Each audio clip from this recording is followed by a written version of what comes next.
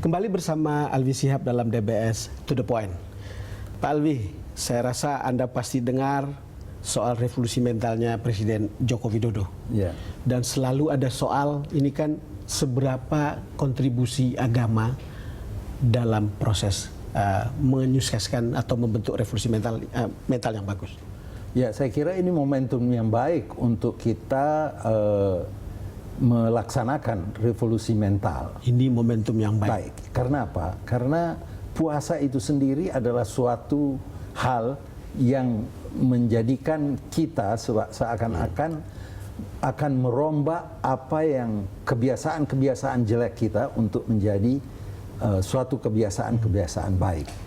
Puasa adalah usaha untuk kita mencapai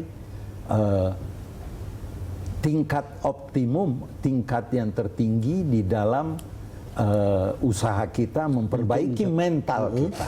Mental kita artinya mental spiritual itu kan suatu hal yang puasa ini menganjurkan supaya kita raih. Ya. Kita raih untuk kita menjadi lebih bertakwa, lebih bersyukur, lebih bijaksana. Itu inti daripada puasa. Revolusi mental adalah bagaimana kita merubah hal yang jelek menjadi yang baik. Revolusi mental juga mengharapkan dari kita semuanya untuk memiliki karakter yang terpuji. Mental kita tidak korup. Oh ya, itu maksud saya mau tanya itu. Artinya kalau mestinya ketika pada waktu puasa kita bisa mengendalikan diri kita untuk tidak korup, mestinya setelah ini kita lebih bagus, bukan? Iya, betul. Dan begini Pak, revolusi mental artinya merubah apa yang menjadi kebiasaan jelek, yang korup itu menjadi lebih baik. Apa anjuran dalam puasa ini? Takhallaqu bi akhlaqillah. Berusaha kita untuk mencontoh sifat-sifat Tuhan, dan tidak ada sifat Tuhan yang korup. Sifat Tuhan itu yang maha pengasih, maha penyayang. Sifat Tuhan itu yang adil, yang bijaksana. Itu yang anjuran untuk seorang yang berpuasa. Kita diharapkan tahliyah dan tahliyah. Artinya apa tahliyah itu? Artinya kita menanggalkan sifat-sifat buruk dan menghiasi diri kita dengan sifat-sifat yang indah. Artinya kalau lihat perkembangan seperti ini, mestinya kita naik kelas terus dari waktu ke waktu untuk sesuatu yang lebih baik, bukan? Betul, dari itu revolusi itu kan artinya perubahan yang drastis. Perubahan drastis dalam 1 bulan ini. Mudah-mudahan kita bisa paling tidak merubah diri kita masing-masing, sehingga secara kolektif kita akan menjadi dari segi mental kita lebih baik, lebih siap untuk menghadapi tantangan-tantangan. Dan di samping itu kita jangan sampai terjerumus apa yang diantisipasi oleh Allah di dalam Al-Quran. La takunu kallati naqadat ghazlaha min ba'di quwwatin ankata. Jangan kamu setelah puasa ini kamu seakan-akan seorang ibu tua itu yang menenun, yang sudah menenun tenunannya secara rapi, lalu kamu tanggalkan satu persatu setelah selesai puasa. Jangan sampai apa yang kita raih pada saat hari Idul Fitri ini kita merasa kita lebih tenang, kita merasa kita lebih baik. Jangan di hari-hari mendatang kembali lagi sifat jelek kita dan menjadikan mental kita terpuruk. Prof, ini mungkin bagian akhir yang ingin saya tanyakan. Kesan saya pribadi, mungkin juga ada beberapa penonton kita yang punya kesan yang sama. Saya termasuk penikmat tausiahnya Profesor Quraish Shihab. Saya juga sering mengikuti pemikiran Profesor Alwi Shihab.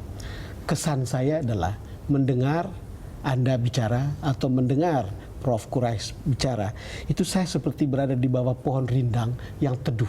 Kira-kira begitu. Kenapa bisa begitu? Alhamdulillah itu. Saya kira banyak orang yang bertanya, kok ini yang kita dengar dari Pak Quraish sama yang kita dengar dari Pak Alwi. Jawaban saya simple saja. Ya, soalnya gurunya satu. Oh, gurunya satu. Siapa guru itu? Ya, guru kita itu adalah orang tua nomor satu. Orang tua kami itu alhamdulillah sebagai tokoh di Sulawesi Selatan dikenal sebagai tokoh muslim yang pemersatu. Jadi antara Muhammadiyah dan NU itu bagi beliau dua-duanya benar, walaupun secara apa namanya, secara tradisi dia menggunakan tradisi NU, tetapi tidak, anak-anaknya juga ada yang disekolahkan di Muhammadiyah. Nah, sehingga ini memang sudah menjadi bagian dari kehidupan anak-anaknya untuk selalu menghormati perbedaan. Ditambah lagi Pak Quresh dan saya ini beberapa tahun belajar di Al-Azhar dan Al-Azhar di Kairo, dan Al-Azhar sampai hari ini dikenal sebagai institusi keagamaan yang tua yang mengajarkan toleransi dan mengajarkan semua school of thought, mazhab-mazhab. Jadi semua school of thought diajarkan dan dipelajari untuk kemudian bisa memahami, bukan? Iya, dan tidak mengecam. Jadi memang sebenarnya mosaik ajaran atau pandangan-pandangan Islam, school of thought dalam Islam ini kita perlu pelajari satu persatu sehingga kita tahu bahwa perbedaan-perbedaan yang sifatnya bukan perbedaan prinsipil itu harus kita bisa terima secara baik. Itu adalah saudara-saudara kita. Dan lebih lanjut bahwa ahlul kitab itu adalah saudara-saudara kita. Buktinya sembelihan ahlul kitab kita boleh makan. Itu betul. Ya, artinya apa?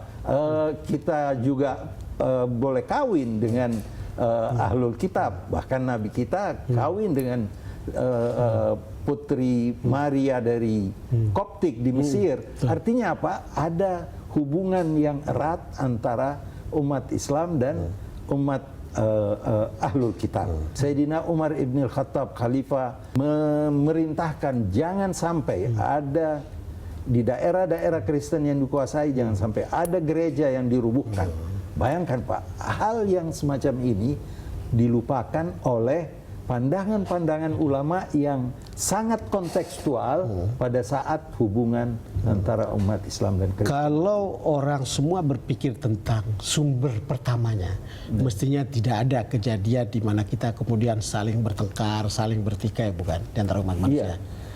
Dan saat-saat di hari raya seperti ini adalah saat-saat yang kemudian membawa kita kembali untuk berhubungan satu sama lain dengan cara yang baik, bukan? Ya, saya kira anjuran kepada ulama, dan ini bukan saja di Indonesia, di mana-mana. Mari kita kembali kepada sumber dasar Al-Quran. Dalam Al-Quran penuh dengan anjuran untuk kita saling hormat menghormati, saling sayang menyayangi, tidak hujat menghujat. Jangan kita ambil pandangan ulama tertentu yang dipengaruhi oleh konteks sejarah yang pada masanya mungkin berlaku, tetapi tidak berlaku lagi di masa sekarang ini, apalagi di bumi Indonesia ini. Ini yang harus kita kembang luaskan sehingga ulama-ulama kita jangan terpaku oleh pandangan ulama yang ulama itu bisa membawa kita kepada radikalisme. Profesor Alwi Shihab, terima kasih sudah datang ke DBS To The Point. Saya juga terima kasih atas kesempatan ini. Ya. Pemirsa, demikian perbincangan saya dengan Profesor Alwi Shihab. Saya yakin Anda bisa memetik pelajaran, gagasan, dan sikap yang sudah disampaikan dalam perbincangan ini.